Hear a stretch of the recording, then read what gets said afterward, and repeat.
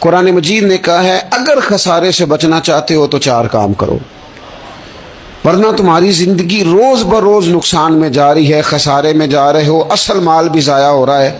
یہ 4 باتیں اگر تم اپنے اندر پیدا کرنے میں کامیاب ہو گئے تو تم خسارے سے بچ گئے۔ کون کون سی؟ الا الذین آمنوا، ایمان لاؤ، پختہ ایمان، یقین کامل کی دولت، یؤمنون بالغیب، غیب پر ایمان، طاقتور قسم کا ایمان، ایسا ایمان کہ جو انسان کو اتنا پختہ کر دے کہ اس کے لیے نیکی کے راستے پہ چلنا آسان ہو جائے اور بدی سے خود بخود اس کی طبیعت و چاٹ ہونے لگے۔ پختہ ایمان ہو، مضبوط، وعاملوا الصالحات، اور پختہ ایمان کے بعد پھر اعمال صالحہ سے اپنے آپ کو آراستہ کرو۔ تمہاری زبان سچ بولے، تمہاری آنکھیں شرم و حیا والی ہوں، تمہارا وجود جب بھی قبول کرے رزق حلال ہی کو قبول کرے، سوچیں ستھری ہوں، نظریات پاکیزہ ہوں، طبیعت خیر خائی والی ہو، کسی کے لیے اچھے جذبات رکھتے ہو،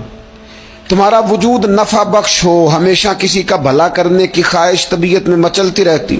اعمال صالحہ سے اپنے آپ کو آراستہ کرو، صوم و صلات کی پابندی ہو، نماز کا خیال ہو، نماز کے قیام کا خیال ہو، ظاہری باطنی آداب کے ساتھ اللہ کے حضور عبادت کے لیے حاضر ہونا تمہارا جذبہ ہو۔ ایمان اور اعمال صالحہ، یہ 2 خوبیاں، وَتَوَاصَوْا بِالْحَقِّ، پھر ایک دوسرے کو نا حق کی تاکید بھی کرو، نیرا بیٹھ نہیں جانا نیک اعمال کر کے۔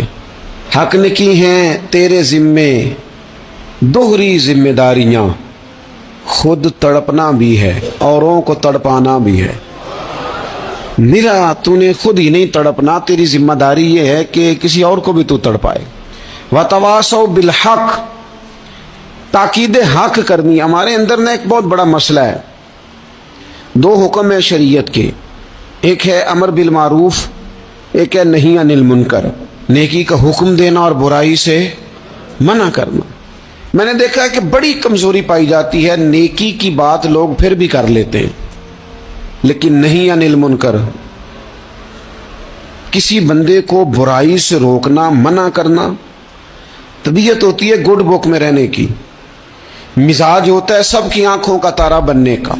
اپنے گھر کے اندر بھی اتنی جرت کا مظاہرہ نہیں کرتے کہ غلط کو غلط کہہ سکیں، حق بات کی تائید کر سکیں، طاقت ہی نہیں ہوتی۔ ایسی عجیب سیاست سکھا دی گئی ہے کہ ہر شخص ایک عجیب رنگ میں اپنی زندگی بتانا چاہتا ہے۔ قرآن مجید کہتا ہے خسارے میں چلے جاؤ گے اگر کلمہ حق تمہاری زبان پر نہیں آتا، اگر کلمۃ الحق ادا کرنے کی تمہارے اندر طاقت نہیں ہے تو تم نے ضائع کر دیا سارا وقت، حاصل کیا کیا؟ کہیں اگر اپنی برادری، اپنا قبیلہ، اپنا خاندان کسی موقع پر غلط ہے اور سامنے کوئی قبیلہ ٹھیک ہے تو آپ تائید کریں سامنے والوں، آپ کے اندر یہ اخلاقی جرت ہونی چاہیے کہ غلط کو غلط کہہ سکیں اور صحیح کو صحیح کہہ سکیں۔ نبی اکرم علیہ السلام نے فرمایا تم میں سے جو برائی دیکھے وہ چاہیے اسے کہ وہ ہاتھ سے بدل دے، مظاہرہ کرے جرت کا کہ میں نہیں ہونے دوں گا، اور فرمایا اتنی طاقت نہ ہو تو زبان سے ہی کہہ دے، اعلان کرے برائی کے خلاف، اور فرمایا یہ بھی نہ کر سکے تو دل میں ہی برا جان لے، ذالک اضعف الایمان، یہ کمزور ایمان کی علامت ہے۔ تو حق بات کا مزاج، او جی میں نے اپنی قبر میں جانا ہے، او میاں آپ کے ذمہ اللہ تعالیٰ نے قانون لگایا ہے، کنتم خیر امۃ اخرجت للناس تأمرون بالمعروف وتنہون عن المنکر، تم نے لوگوں کو بھلائی کا حکم دینا ہے اور برائی سے منع کرنا ہے۔ غلط کام ہو رہا ہو تو آپ غلط کو غلط ہی نہیں کہیں گے، آپ کی طبیعت اس طرح کی ہو جائے کہ آپ بات چپ سادھ لیں، آپ کی زبان پر کسی مظلوم کے حق میں کوئی کلمہ ہی نہ آئے۔ ایک بستی میں 2-3 لوگ بڑے نیک رہتے تھے اور باقی بستی ساری گناہوں میں، معاذ اللہ، اللہ کی نافرمانیوں میں، حدوں کو توڑنے میں مشغول تھی۔ اللہ کریم نے فرشتوں کو حکم دیا کہ اس بستی کو الٹ دو۔ فرشتوں نے عرض کی مالک وہاں تیرے 2-3 نیک بندے بھی تو رہتے ہیں، تو رب کریم نے فرمایا سب سے پہلے انہیں تباہ کرنا۔ مالک نیکوں کو، پرہیزگاروں کو، فرمایا یہ کس طرح کے پرہیزگار ہیں، خود تو نمازیں پڑھتے رہے اور میری نافرمانی دیکھ کے کبھی ان کے ماتھے پر شکن تک نہیں آیا، کبھی ان کی طبیعت پر بوجھ نہیں بنا کہ لوگ دین کی حدیں توڑ رہے ہیں میں کم از کم زبان سے ہی کہہ دوں، نے کبھی سوچا ہی نہیں کہ شریعت اسلامیہ کو سر عام پامال کیا جا رہا ہے اور کوئی کلمہ ان کی زبان سے ادا نہیں ہوا۔ پہلے ان لوگوں کو تباہ کرنا خود تڑپنا بھی ہے، اوروں کو تڑپانا بھی ہے، اپنی زندگی میں حق کہنے کا مزاج پیدا کریں، کسی کو روکیں کہ میاں یہاں تو غلط ہے۔ ہم سے لوگ مشورہ لینے آتے ہیں، ہم ہاں میں ہاں ملا کے گزر جاتے ہیں۔